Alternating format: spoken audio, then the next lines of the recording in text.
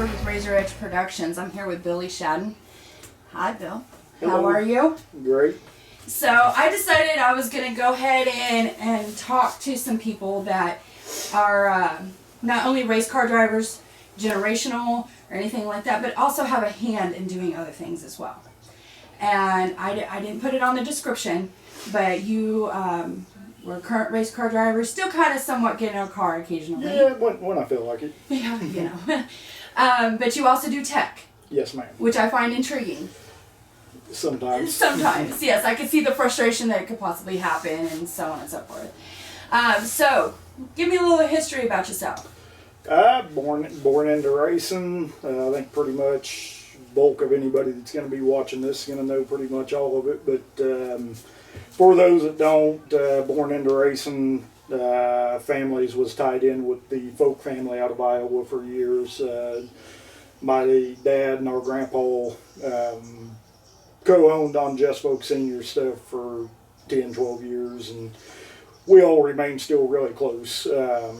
Growing up, my cousins Robert and Jerry Brown, which pretty well known around, they always raced. Wanted to kind of do that. I really didn't have too much of a choice. Grandma and Grandpa said we're all going to run, so kind of where we're at. And then when you get blessed with having the legend Tiny Joel's as an uncle, you really don't have too much of a choice. You're either going to race or you're really just not going to hang out with everybody in the family. So it was just kind of one of those deals. Probably should have explored other options, but we all had a good time. You know, I did talk to another fellow about Tiny Joel's. I talked to Braden Skaggs about Yep. Tiny Joel's Memorial. Yep.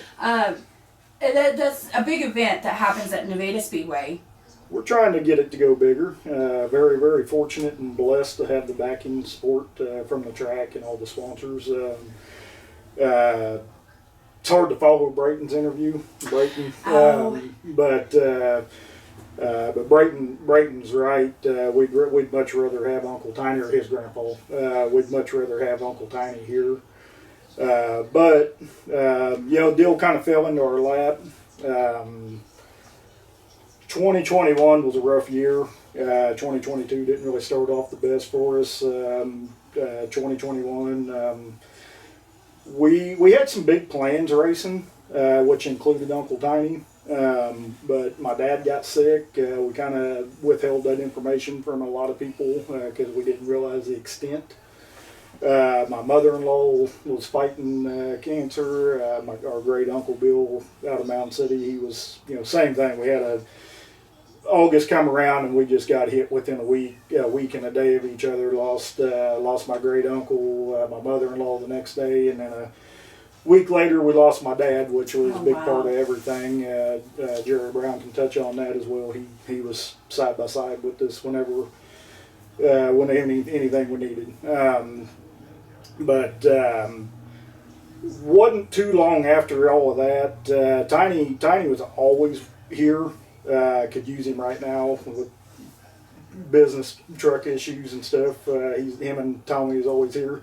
But going through the winter, Tiny started to decline a little bit. Got sick, and he passed on us. And I tell you, it was kind of a sudden ordeal, and it was no questions really needed to be asked. Jerry Davis, Norma Davis, they all just, there was no discussion. It was, let's do it, let's get something together now. There was already a special for the pure stock class on schedule, which Tiny and I had been discussing that race just a few days before he passed. That quickly got renamed to the Tiny Joel's Memorial. Very happy with the support we did get on that in such a quick turnaround. Was pretty pleased with Jerry Wheeler. He won that thing and done a good job. But we finally, this past winter, we sat down, come up with a few options, and I tell you what, that thing took off. I think most will understand I don't get speechless very often, and I was at a loss of words with the support we ended up with on that between the sponsors, drivers. I think we had 46 cars pre-entered. 37 or 39 showed up. It was an odd number. As Brayton stated, I think was great racing all night long. This year we've got, now that Brayton finally let everybody know he's going to run, he makes 17. We've got 17 entered so far. We're sitting at 1,000 to win. It will be April 20th. Really hoping to see some more sponsors come on board. I know, I appreciate you. I know that we're in the winter. Money's tight for a lot of people. One thing I do like for people to know is myself, last year it took a little, or this past year, took a little doing to let people know that I wasn't pocketing anything. Kind of got accused of pocketing some money. Oh boy. Did not pocket a dime. Cost me money, and we are doing the same thing this year.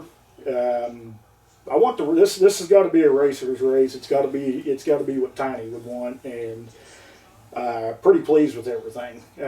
So anybody that's thinking about putting money in, just know it's all going to the drivers. None of it's going to the track. None of it's going to me.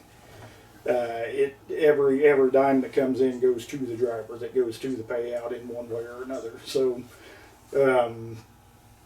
any details on that race as far as rules, anything, I'd really like to, if anybody'd like to reach out, I'd like to discuss that off, not on camera, so that we don't tie up 3 hours.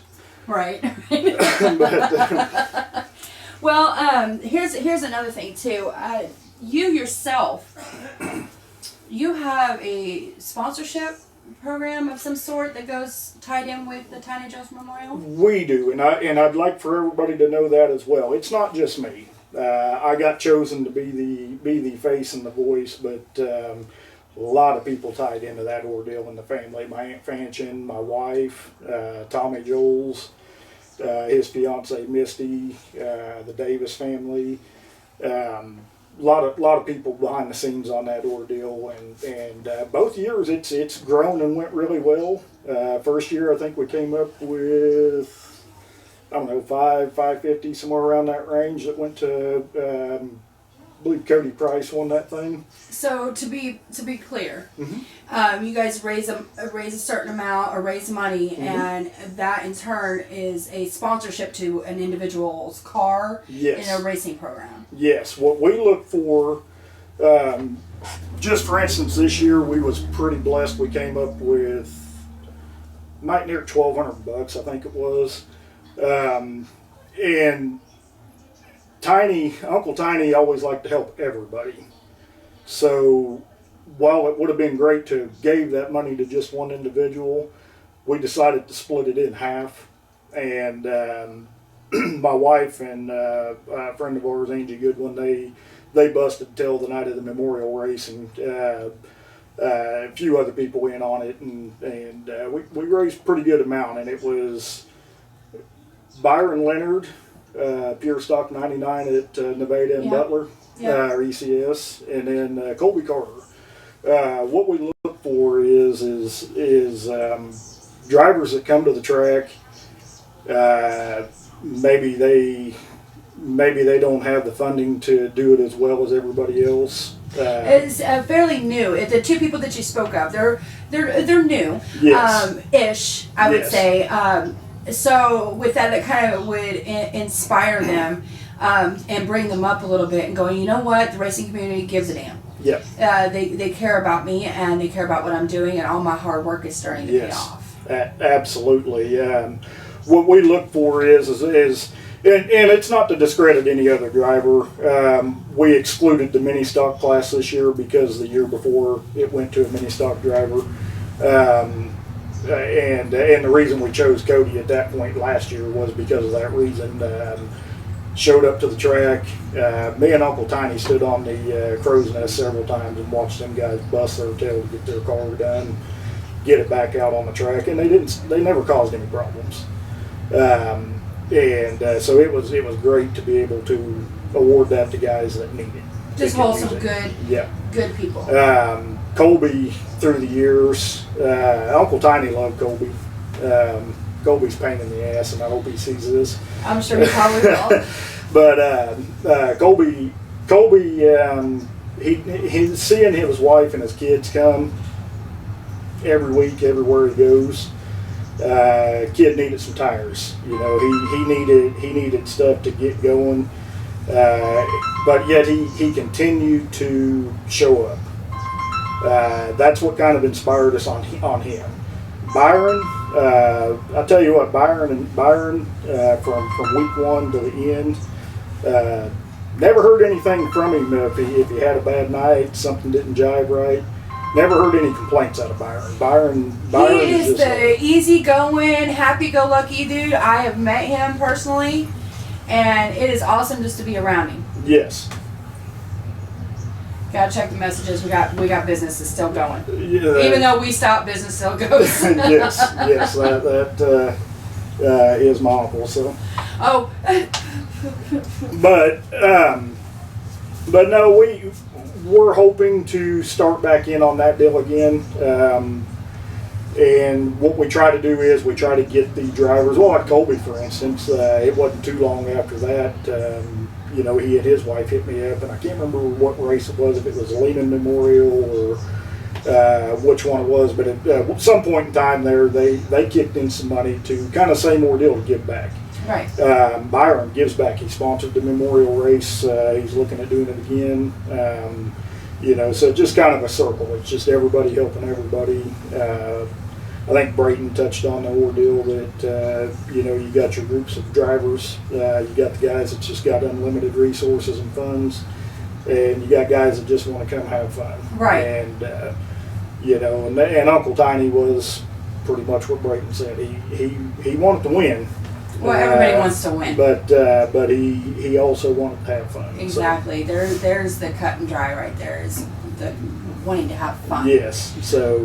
So with that said, on the Tiny Joel's Memorial Sponsorship Fund, same ordeal. Every drop goes to drivers of choice that gets voted on, and it's not just me that votes. It's everybody at the track. The ones that have won previous, we try to involve them. So anybody likes to kick into that, we're open on any of that too. So that's spectacular, and that's very it's heartwarming to hear about that, and it's starting to succeed, and I find that remarkable. I do want to talk about you a little bit, if that's okay. Yeah. Now, when you started racing, sir, now I'm trying to give this, so this was the perspective. You're not only doing this kind of stuff, but you were a race car driver, and you do occasionally get into a car Yes. and race. Yes. So, back in the day, we're going to go back a little bit. You sent me like a little highlight in 1998, you know, back in the day. Yep. What class did you run back then? Oddly enough, first car was I think they called them Road Warriors mini stocks, whatever the hell Chris Diamond said they was. But my dad wouldn't let me run Nevada. Nevada's always had a stigma, which we're trying to get rid of. We didn't go there, so I got to go run against the Larry Rogerses, the Todd Kidwells, Oh boy. the Tony Morgans, guys of that nature, and very nice car. I mean, the little car was a nice car. I'd kind of like to have it now just to play with. I don't want to race one, but I'd like to have it. Humboldt, you started on point average in the heat races.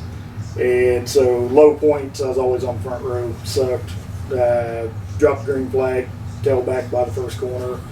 Todd waved to me, you know. As they went by. Yeah, at least he done that.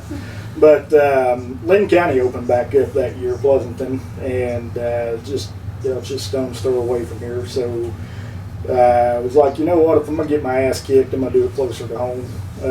So we went down there, entered with the Purist Factories, whatever we called them at that time, and had a decent time, but you know, I wanted to be a kid too, so it was pretty much we parked the car and ended up trading it off, and got into the factory stocks the next year, and had a pretty good car. It was fast. It was faster than what I needed, but couldn't drive it until Jerry. He got tired of seeing me pass 4 cars going down the front stretch and fly off the corner like an idiot. So we took the 4-wheeler up there. Grandma and Grandpa just lived down the road, and we took it up there, and we may or may not have went in the track. We probably shouldn't have, but he was like, "This is what you got to do. This is what you got to do. This is where you know." So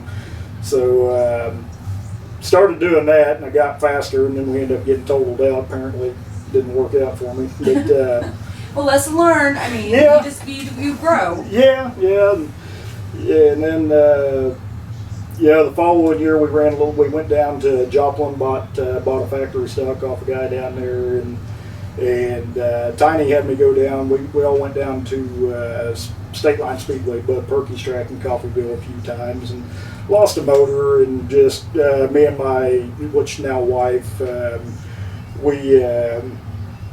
she was too young, she couldn't stay overnight or anything, so it's like, it's too far to go, and I wanted to make sure she got back home, so it's like too far to go. Didn't race a whole lot that year. Following year, Linn County opened back up again, and we had a pretty good season that year. Ran 10 races there, won 5. Took point lead over. A little bit of difference of opinion with Flagman and stuff, and Devin Irvin, his crew decided I needed a couple weeks off, and looking back, probably did. But we just didn't return. Walked away from a championship. Still ended up second points. That car got totaled out. My buddy Brandon Whitey, hopefully he's listening. My wife wasn't his fan for a few years. T-boned me down at Perky's, mutilated a good car. That winter, we ended up buying a car off of Robert Brown, my cousin, ended up buying a factory stock he had. And we went out in 2002, again, Linn County, 10 races, 5 wins, argue every night. Didn't matter, it was an argument. Wasn't fun. Wasn't fun. Wasn't fun. Darren Christie was always, him and Don Sears, two guys that was working there, would actually take the time and talk to us. And Darren treated me like a human. But it was time to go. We walked away from the championship that year as well. Started running Humboldt a little more. Following year, we went to Wheatland, which is now Lucas. Went down there 4 weeks in a row, run top 4, led every lap of the last race I ever ran there, and until the last lap car got in the way. Too far to pull. Nice track, nice facility. Too far for me to pull. I don't need to race that bad, so I'm not going to pull that far. From there, we ended up at Adrian. Never changed the gear in the car, sucked ass. Moved down to pure stock that following year at Adrian, and didn't do very well. I think we had a few good runs and struggled by honestly just not knowing what the hell I was doing. And Jerry was kicking ass and I wasn't. So year later, ended up going back to Nevada. Dad said, Dad didn't want me going over there. He said, "You're gonna bring that car home and bring it home in crates." So me and Jerry snuck off and went over there, and ended up, I think he got 4th, I got 5th, and had a good time. And we ended up, I started running there a little more often. Kind of got stuck, huh? Yeah, when you get treated good, Yeah. makes you kind of want to go. But my wife really liked Humboldt. She really likes the facility there. The Whitworth family always treated us good. Started running there a little more again. Got some buddies of mine started racing, and we all went together on Fridays. We had a good time. Like I was talking with Norman Mackley earlier, it's like, looking at how we all grew up, we got to run against the Jay Lamonses, the Dusty Marvins, the Todd Kidwells, Robert Jerry Brown. We got to run against we got Devin Irvin. List goes on. I mean, so if we ran 4th, 5th, 6th place, we was doing something. and try to learn from those guys. But we, growing up with Jess Folk, the Folk family is part of our family. Growing up with those, with Whitey Folk, Pee Wee Folk, Uncle Jess, all those guys, person probably should have paid a little more attention. If I'd paid a little more attention, probably been a little better off in racing. Where I got hung at is I got hung with your cousin's Robert, cousin's Jerry. Well, why ain't you as good as they are? Oh. And well, it sounds like the beginning of your racing, and it kind of carried on, was a little bittersweet. Yeah. But here you are now. You're well involved in a local track. I would say local, because over the state line there. Yes, yes, so the vicinity of tracks, you're takes me a little over an hour to drive down. And that there on the way here, I was thinking, it does take some dedication to every Saturday you are driving over there, yep. and then you're driving back. Yep. And you're heavily involved, and that there, maybe that was where you needed to be. Yeah. Still in the racing community, still way in that, just not so much on maybe the driving aspect. Maybe you were just meant to do for fun. Yeah, and kind of where it came from is 2010. I lucked into a pretty good sponsor that backed me from pretty much 11 to 13, part of 14. Buffalo Mart over in Pale. My buddy James Starks kind of got me hooked up with that. Steve Highnote and TC Balthazar down out of Parker. We had a pretty good crew going. And 2011, we hit every race at Humboldt. Run second, third in points for a little better than half season. Had some mechanical issues. Borrowed a car off Brandon Whitey for a night. My buddy Justin Lewis used his while we was putting the motor together. Ended up fifth in points. First time I'd ever actually got to sit and race every week. Burnt me out. It was fun. Banquet was fun. But burnout. And my little brother was getting older. 12 years old when you could start racing. I think he was 12, 13 years old. Winter of 11, Bobby Brown, as my little cousin, he was needing something new, and we had some spare parts sitting around. I traded for an old car down out of La Harpe that was literally sitting in some weeds. We put it together, and which most would know it is 11 car that we ran at Nevada. We took 2012, and I spent that with the boys. 2013, I kind of split the seat with them a little bit. And then we went to Caney a couple times in 12 at the end of the year and had a good time, but ran Nevada until we had a little difference of opinion. Steve Tiedemann probably didn't like me that night. Wasn't even racing, and he black flagged my ass. So I think Bobby touched on it a little bit. I'll let the drivers deal with that. We all had fun with it now. Norman knows the rest of it. Justin, our buddy Justin Luther, he gives me hell over it all the time. But I kind of got back into it in 2014, driving my own car. And I think we picked up a win or two there at Nevada, and pretty happy the last time I won. Both my daughters was there. My oldest daughter, I burned her out on racing too early. I hated that, and we ran a little bit more in 15. My brother started getting older, getting out of. He was doing his basketball and everything, but we ended up with his car. Tried to run a little bit with him, split the seat around and stuff to that nature, and then 2017, we were still supporting Humboldt, and kind of had an issue there with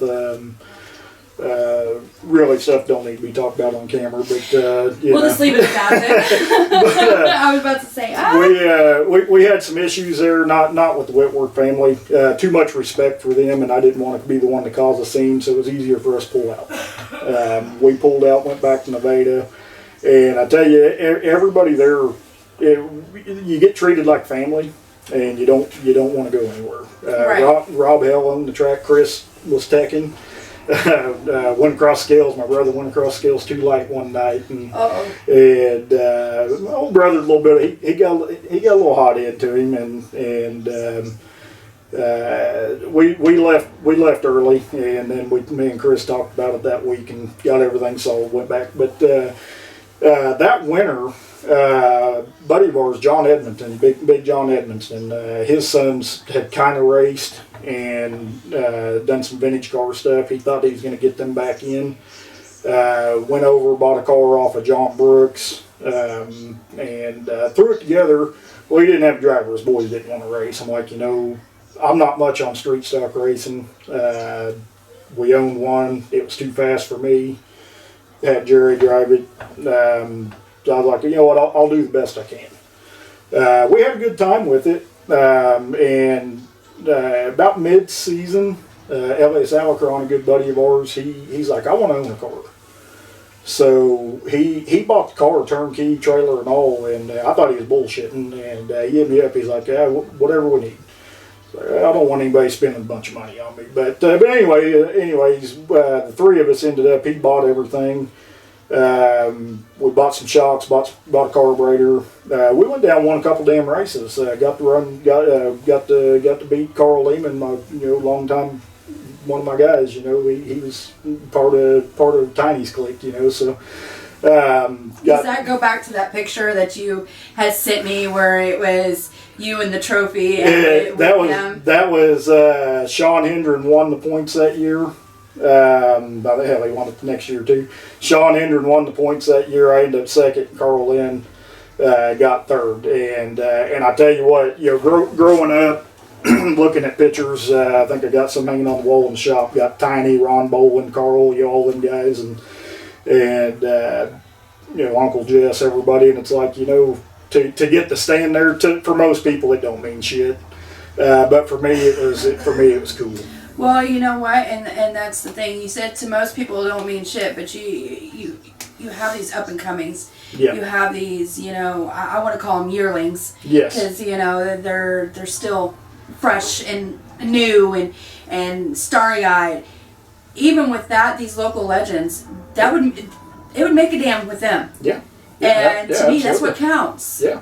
Yeah. Well, you look at it nowadays, and we're all the old guys. You take. We like to call you veterans. I'm a never was. I don't think I ever really accomplished too much, but. But seeing the younger guys and getting to see them, we ran with Norman Mackley, we ran with Jay Lamans, we ran with all these guys. I'm like, hell, to me, that's who we learned with, but to see these younger guys, we got to find a way to keep them having fun, to get them back to having fun. There's too many guys that are taking it too seriously.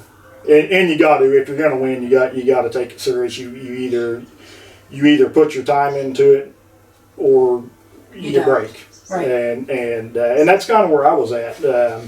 When we lost my dad, got to take over more of the business stuff with my mom, and I don't have time to jack with it. I don't have time to do it right. I got a full ride. Don't even have to look at the car till race day. The 221 or 21 street stock. That's my ride. I can't devote the time to even do that.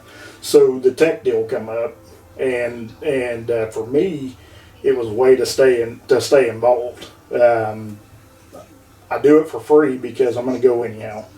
So you may as well put some knowledge to work. And try to learn more. Right. For me, I'm learning more. I got to spend a lot of time with Leon Bash this year from Humboldt. Had him come over because, I know what I know. I've learned more, but I can't tell Kenny, I can't tell him something's illegal if I don't know what I'm looking at. Right. So therefore, the only way to do it is to make sure we bring guys in that can, and to teach me how to do it that way I can. I try to look at stuff, and I've got to talk to several drivers I've never spoke with before. Different tracks, different track, owners, and it's just been really fun. One thing that as a driver, one thing that I never liked was a track official that it's their way because they want it to be.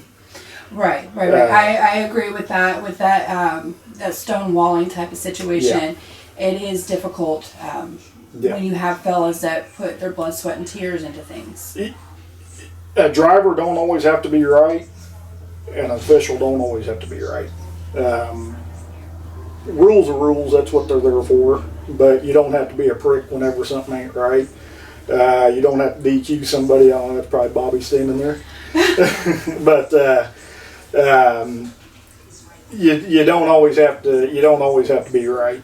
And if you don't know what the hell you're looking at, don't tell a guy that you're DQing him. You see it all too often. Tech guy gets it in his head. I don't like it, so it's not legal. So, in other words, what you're saying is that even if they don't completely understand what they're looking at, there are tech guys that have the arrogance that will say, well, because I don't know this, and I'm the tech guy, I'm going to DQ you just because I can. Yeah, absolutely. And there's tech guys that knows a hell of a lot more than I know, and you see it all too often. They get it in their head where it doesn't matter. Because I said that's the way it is, and the rule's a rule, right? But we got to have a little bit of leniency on some stuff. You run drivers off, you run fans off.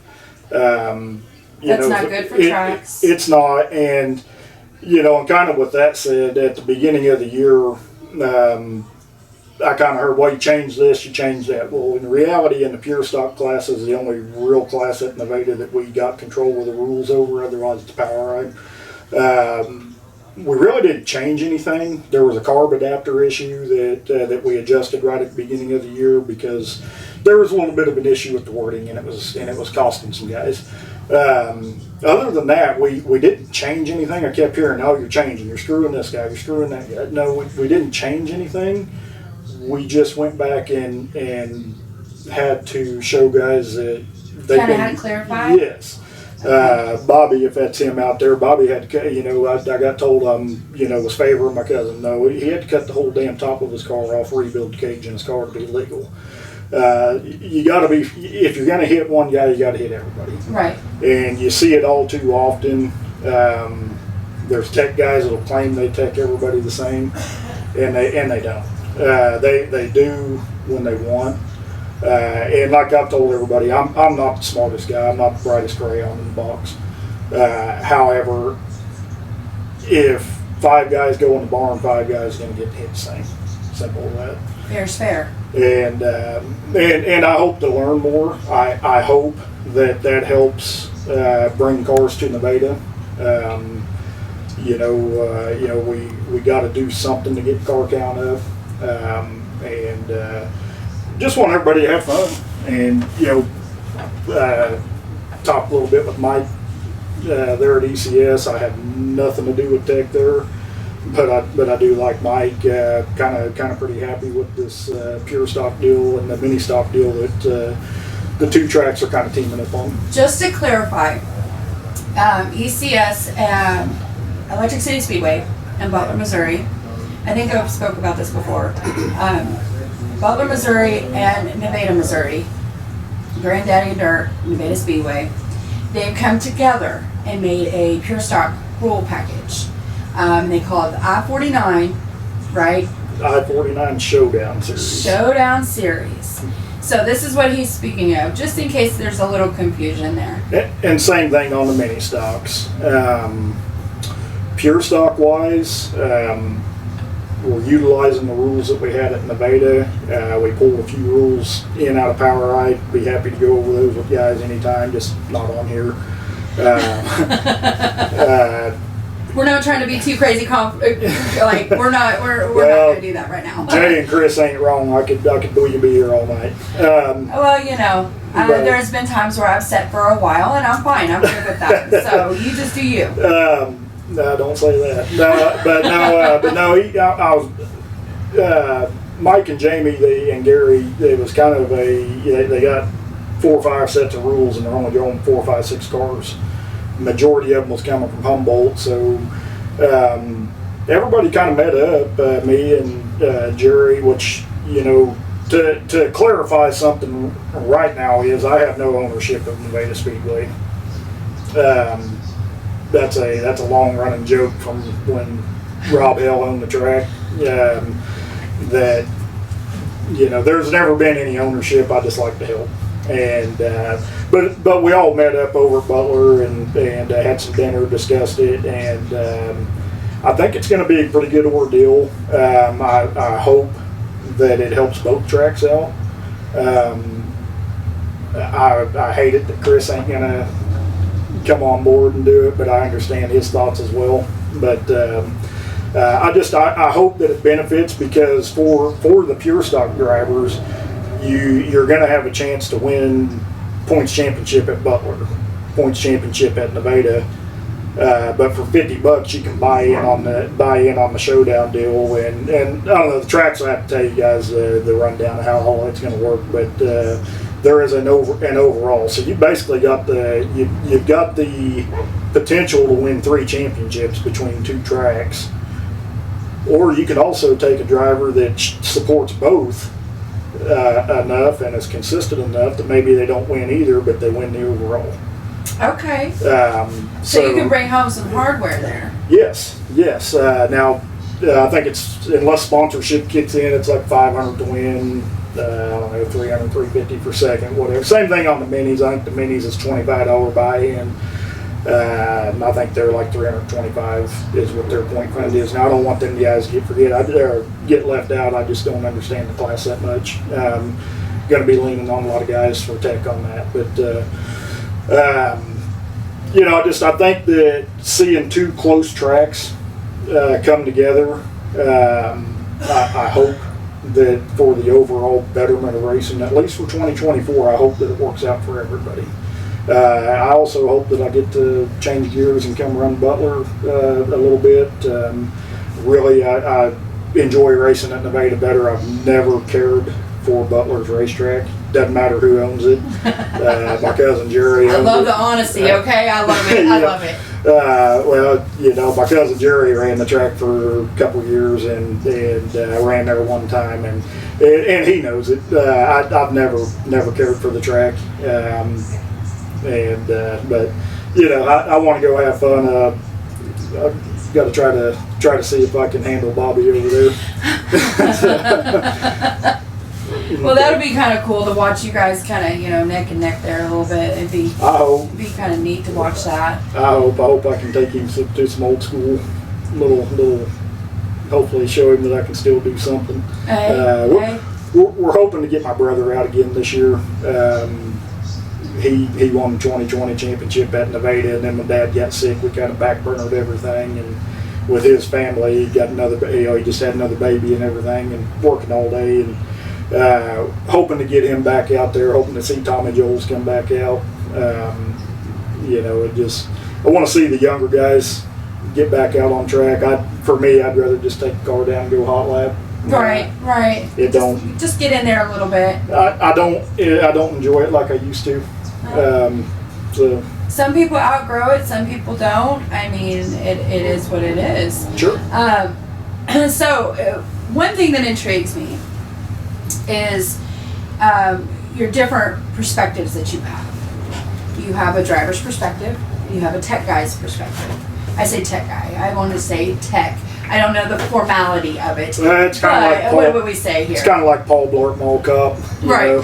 There's a discrepancy there on what it's supposed to be. Right. Well,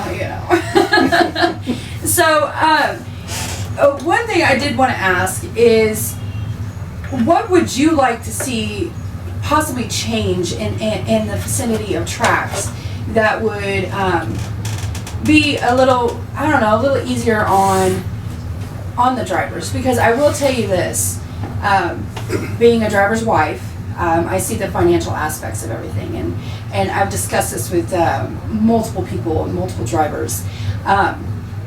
Everything keeps going up. Yeah. Everything keeps going up. The pricing keeps going up, and with that, it makes it harder and harder to keep going.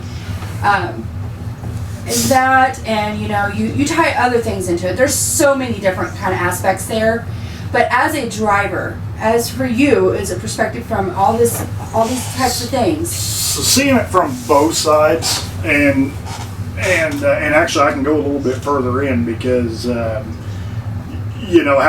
the joke became available for Rob Hill stuff was because me and him got along good enough, so I got to see some of the ownership side of things as well. But as you stated, that nowadays the days of Uncle Tiny having 6 wives until he found one that would stay with him through all the racing, those days are over. The guys shouldn't be losing their wives over racing. My wife used to despise it. Then I decided I want to try to sell out, and now she wants me to keep going. So tracks have got to find a way to cater to the driver a little more, and it's hard to do because it's a double-edged sword. I think one thing that could probably help is to quit trying to run every week, every class. It's hard for a track to up the pay. Yeah, that's understandable. It's hard for a track to up the pay because you got to look at it on their financial side of things, but looking at it on the driver's side of things too. If it's costing you $100 before you pull out the gate, I'm probably one of the last remaining guys that don't really give a shit about a payout. It takes me $100 to $200 to take my wife out to dinner, so it's going to get spent regardless. But not very many people look that way, and not very many people can do that. So to me, if you're spending $100 or better to get to the track on a Friday, Saturday night, number one, most guys can't afford to do it 2 nights in a row. Right. So for me, tracks has got to try to find a way to either take what they're going to pay for 2 weeks in a row and double that up if they can't afford to pay a solid amount to bring drivers in, to justify paying more, and kind of rotate out, make it more of a special. Try not to tie drivers down to a track every week. I know Jerry probably ain't gonna like this when he's setting a schedule, but I don't like 20 races a year on points. And that's one thing I will say that, and I have discussed this with people too. The points aspect is awesome. Yeah. It is. But for new drivers, and if they are like, oh well, I'm going to try this, the points, chasing points can be very stressful. Yes. And so, and being tied down to one track, and that's all good and dandy and everything because that just kind of keeps the car count. Mm-hmm. But it is stressful, and what you were saying about catering to the drivers, that there to a little bit more, that is a big thing. Yeah, you got to give the driver something to come for, and that's what we're trying to do at Nevada. Jerry and them does everything they can, and I'm not the best, but I also know I talk to a lot of drivers. It's like I see their side of things, and so for me, I want to try to do things to benefit both, and you got to find a way, looking at it from a personal standpoint. If I could go back in time, and Brayton kind of touched on this, if I could go back in time, my oldest daughter is 22. I've been with my wife now for 24 years. We've been married half of that. My youngest daughter's going to be 16.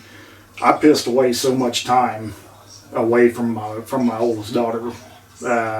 Having to be at the track. You gotta go. Yeah, we missed my wife's senior prom. Went to Adrian Speedway and it rained out, so not only did we not get a race, but you missed the prom. We missed the prom.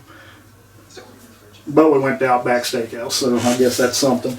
But it's you're asking drivers to understand that you can only pay a certain amount from a track, which is it's very, very understandable. Track can only pay what they can pay. Right. But at the same sense, you're asking them to be there every week, all year long, all summer long. Drivers want to spend some, a lot of guys want to spend some time with their families. A lot of these younger kids have got kids. You got to find a way to try to rotate them around. Give some guys some time to get away from the track. Maybe they want to race for points, but maybe they want to go take a weekend and go to the lake or whatever the hell they might want to do. But we got to find a way to work that into a race schedule. Maybe we have 15-point races and spread them out from class to class. Do something so families can be families during the summer. Because if you burn the kids out early from having to be at a track to watch their dad or their mom, you're going to burn out. You're going to burn out the youth that's supposed to come up and race. Right. The day and age of the Whitey folks and Pee Wee folk and Ethan Lamans and guys like that grows up at a track and that's what they want to do for 10, 15, 20 years. It's getting hard to do. It costs too much. Yeah. It's a hell of a lot easier for a kid to go out and do something else. So we got to find something to show them that it can still be fun. Right. My youngest daughter, and so I'm speaking from a little bit of experience on this, my youngest daughter ran the mini stock class. I have her car sitting out back. I don't really, she don't want nothing to do with it anymore. She got burnt out. We had fun. We took that 2020 season and focused on her and my little brother. She got burnt out. She don't want nothing to do with it. So what you're initially just saying is that tracks need to adapt to the change. Mm-hmm. The change of smaller attention spans, honestly. Yes. And technology and so on and so forth. So times have changed, so everything else needs to change and adapt. Yep. Okay. Yep. Okay. Racing can survive. Racing will survive. And I hate to keep bringing him up, but I really listened to Brayton's deal, not because that's my little cousin, but because he's always got good points. Yes. And the diehards are going to race no matter what. But when you take quote unquote racers are going to race. Yes. But you can't always look at that aspect because you don't need just the racers that are going to race. And this is kind of what I try to do to bring him back up, like the Colby Carters. Colby ain't got big pockets. Colby don't have a rich uncle. And there's several guys like that. But if you don't show those guys that they're wanted at a track, if you don't show them that they're going to have the same chance as everybody else, well, they're all going to leave. When they decide to take their kids and go to Chuck E. Cheese on the weekend instead of go to ECS or Nevada, Humboldt, Springfield, anywhere. If you don't show them that they're welcome, you don't have a filled course. You can't cater to 4 or 5 guys that we're going to race no matter what. We can afford to do this. We can do that. You can't do it. And I think that we have gotten to that point over the years to where it's such and such ain't going to come because, well, now his stuff ain't right. All right, well, do you work with just this group, or do you need everybody? Right. You need everybody, and if everybody can't come, well, the track's going to lose money regardless. The track ain't going to survive off 4 or 5 cars a class a night, but nobody wants to come if you already know that the paying. I don't care where you're at, 60 to 100 to win, to start. That sounds good on paper, but at the end of the night, ain't nobody made money. So that covers fuel. Yeah, if you're lucky. Yeah. And so you got to find a way to show the racer that, hey, we're doing the best we can to pay you what we can. We want you to come have fun. And I did see Nevada. They were kind of doing this incentive type of thing. Mm-hmm. Mm-hmm. I was kind of unclear what it was until I did a little research into it, Mm-hmm. and then I see what they were doing, and it just makes the drivers, like, you see their face just kind of like, wow. Yeah. I got this shirt or I got this hat from this business or that business, and with the little stuff like that, Absolutely. that could make somebody's night. They might be having a shitty night, and then oh well, I got this brand new shirt and hat, Yeah. Got a gift certificate or whatever. And that takes having a good relationship and forming good relationships with area businesses. Exactly. Or even out area businesses if you're strong enough. Growing up, watching like Robert and Jerry went over at Adrian. All right, well, there might be a pops night over there. You might get the winner may get a box of pop rivets and a hat, fuel jugs from VP or Sunoco, whatever it was. Which is kind of what we try to utilize in the memorial race, was to try to bring back some old school stuff. Johnny Allen's Allen Automotive in Chanute. Him and Dawn sent up or I went and picked it up at the track, but a case of oil a change of oil and an oil filter for the winter. Well, a lot of people says, well, that ain't much. Well, that's $100. Right. $120, whatever. We had guys that means something for somebody that like you were talking about, the fellas that don't have the deep pockets. I mean, that oil change could have been make or break you.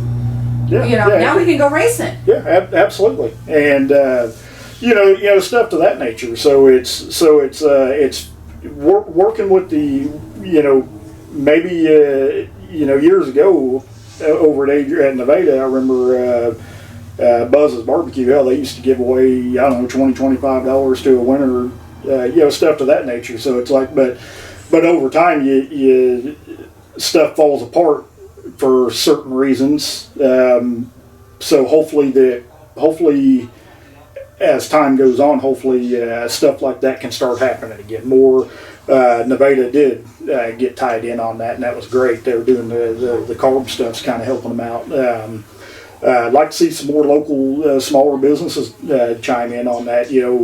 One thing I notice is some of the smaller businesses, and this is coming from a small business owner, some of the smaller businesses sometimes I think get afraid to try to help a track out or a driver out because O'Reilly's might be able to pop out $1,500. Right. Well, they may think, well, hell, my $100 probably ain't going to be. No, your $100 is great. It matters. It's absolutely. It matters to somebody, and tracks nowadays, they need it. You guys will see it with Mike and them up there. They're trying to do a bunch of improvements. Being involved, the Davis family has been great to my family, which is why I like helping them. I consider them all friends. And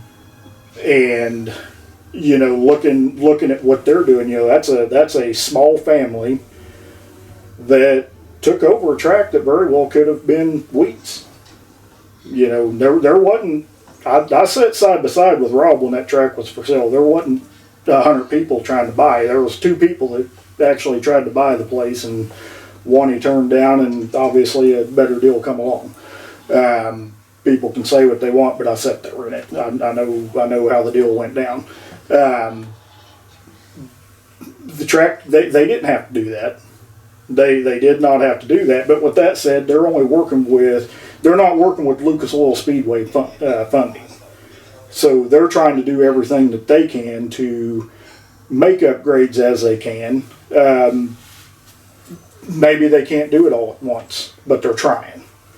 And they're trying to get better in a lot of aspects.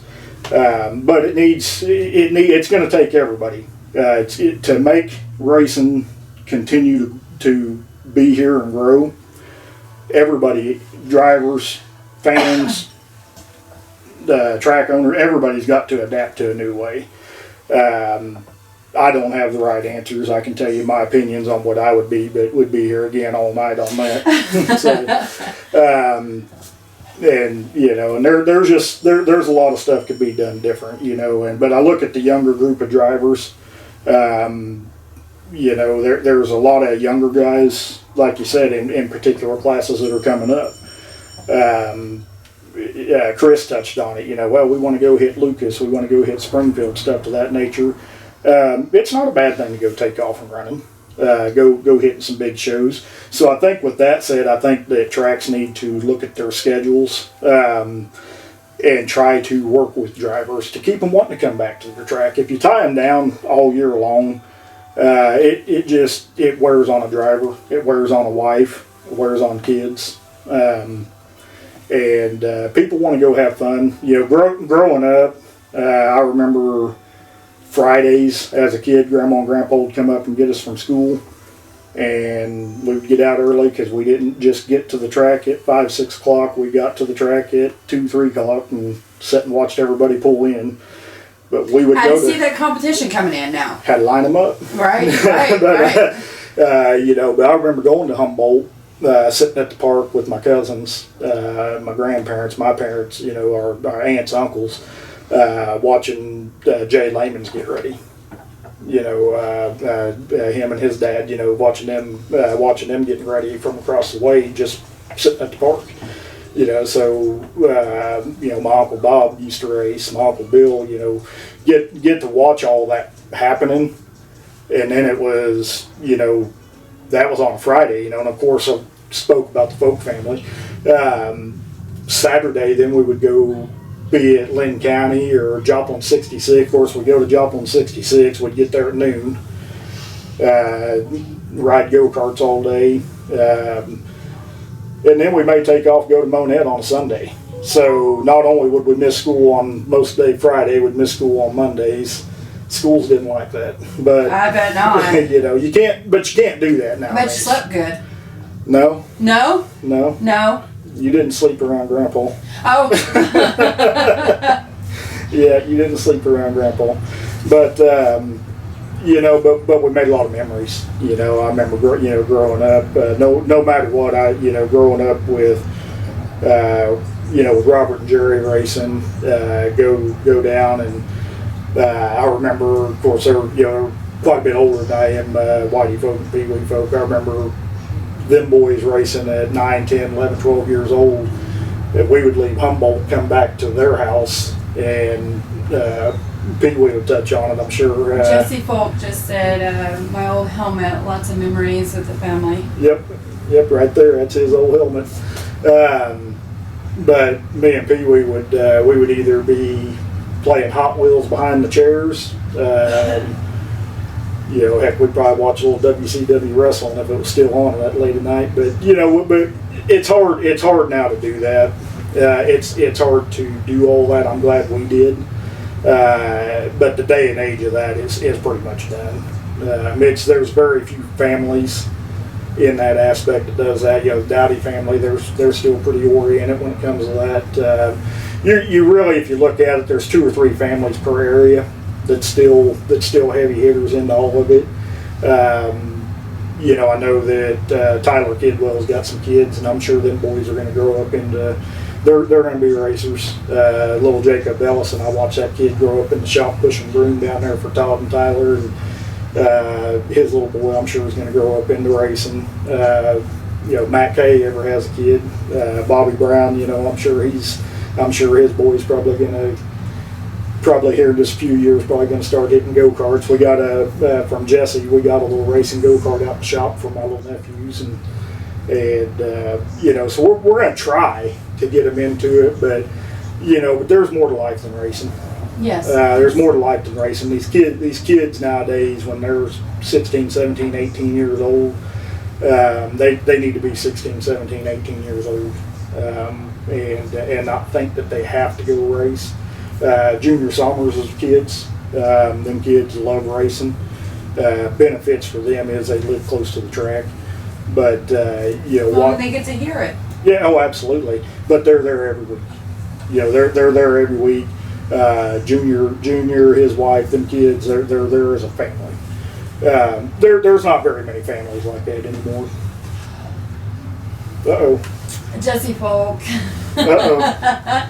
He said, "No, there's not, Billy. You're just you're getting soft in your old age." Probably ain't got nothing to do with getting hit in the head with a baseball bat. Oh goodness, yeah, that might be kind of rewired it a little bit, maybe. Yeah. Oh well, you know, I appreciate you sitting here. I appreciate you being on Razor Edge Productions. No. What we're initially trying to do is just kind of bring to light. You know, we've got our small towns and our small tracks, and there's so much history, so much going on. Different aspects that people don't see. They don't hear. So I'm trying to bring that into the light a little bit to show people exactly what dirt track racing is. And I think what we touched on before you kicked the cameras on, I really like the way that I'm not a podcast guy, but we touched about the podcast for the racers' wives and girlfriends. Yes. I think there needs to be quite a bit of involvement in that, because I know my wife, and I'm supposed to talk about how beautiful and lovely and supportive my wife is. Thanks a lot, Chris, for one-upping me on that. But, oh boy, now there's going to be an ongoing battle. I can already see it now.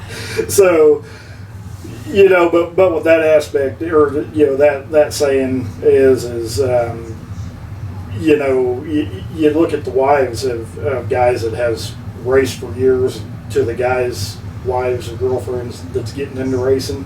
You sit down with a Heather Lehmans or, you know, Kim Folk or Sarah Folk, or, you know, hell, sit down with my wife, or I think you've already had Jennifer and them on there. Yes. You know, you sit down with them gals that's been around a long time, and they're probably, Pee-wee's probably already got Kim on the hook.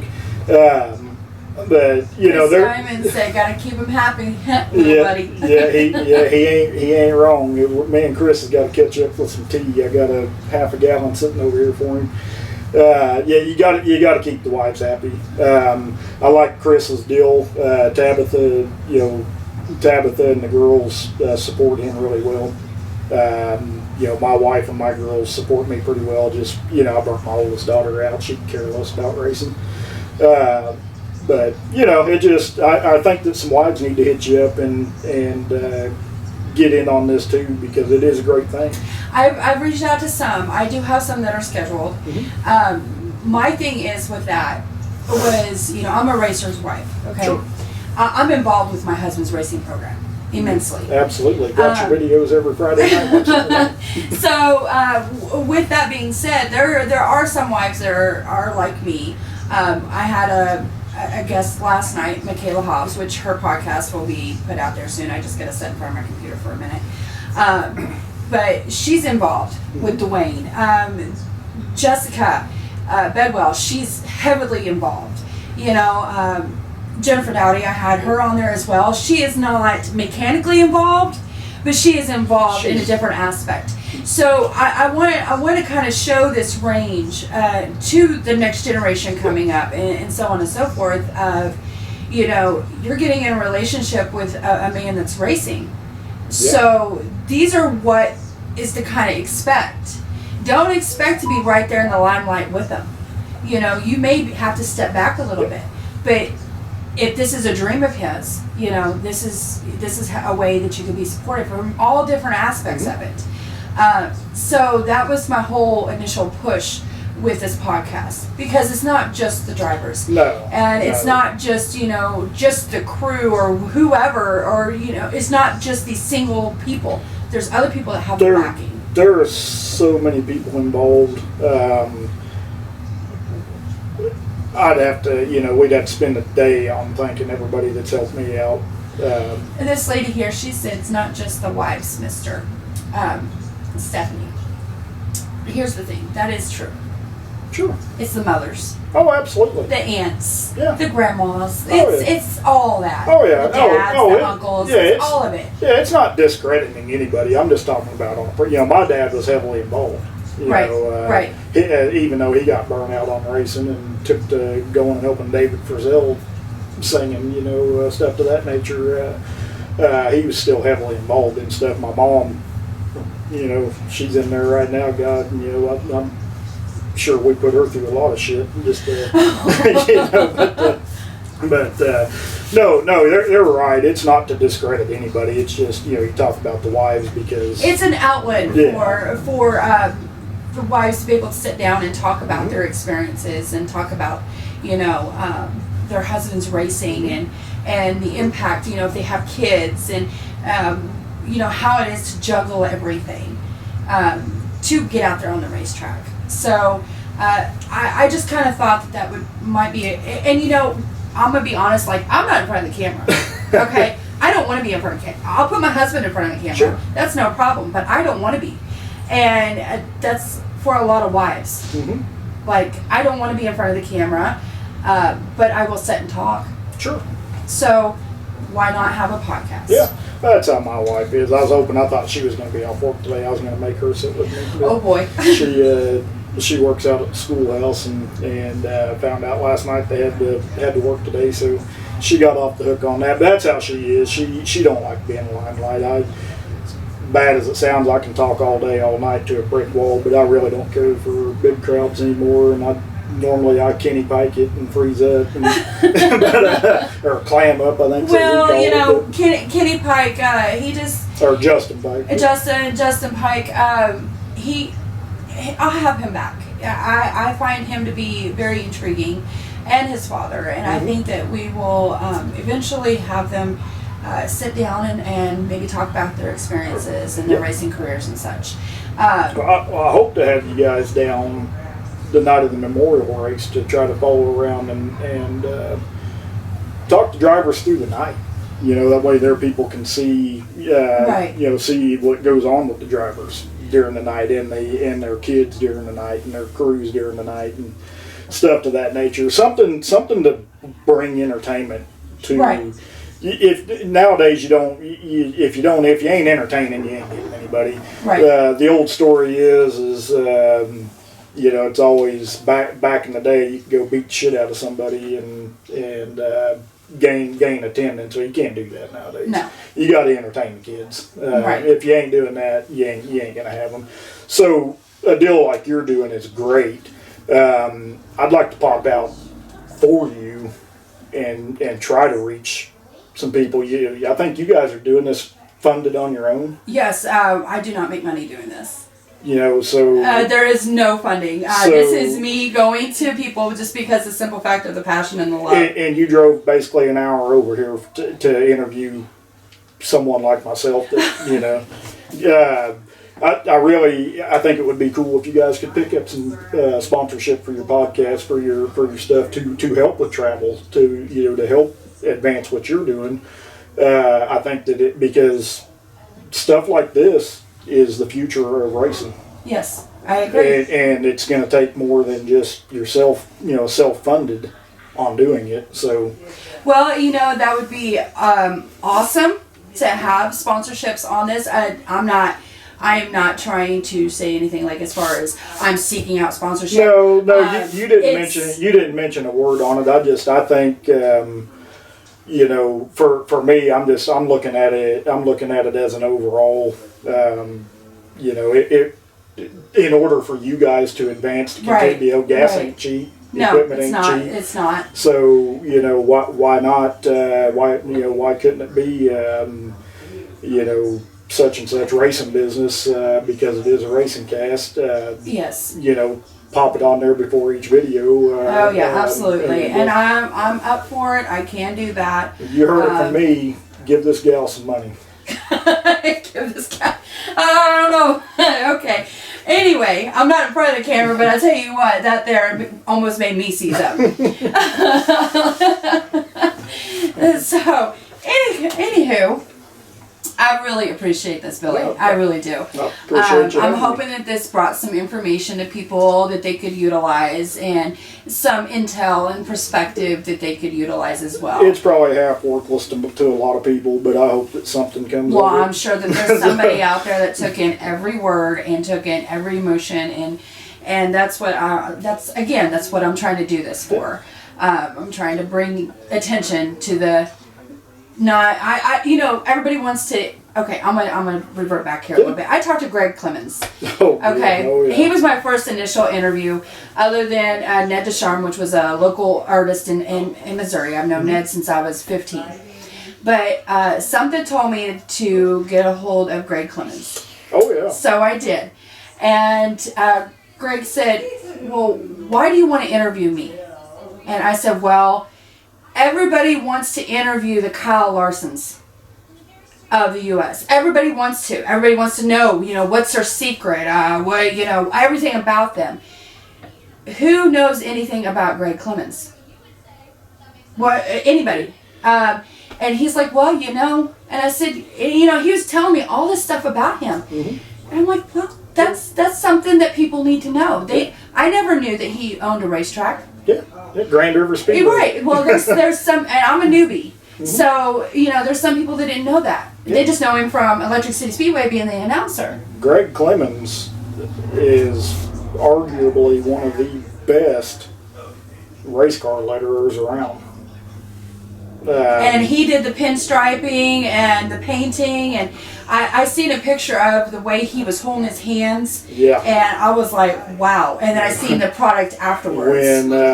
When I started racing, I thought I was a cat's meow when I finally got Greg to letter my car.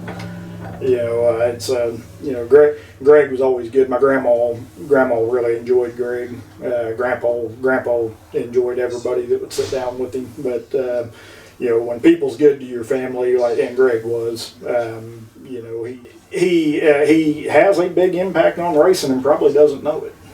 And see, that's why when he stated, well, why do you want to interview me? Because you are intriguing. You have history. You have all this that a lot of people don't see. Same with you. You have things that you've done, perspectives that you have, opinions that you have that people will find intriguing to the point that they could take some information from that. And that's what this is about. Getting back to our basic roots, you know, yeah, we want to.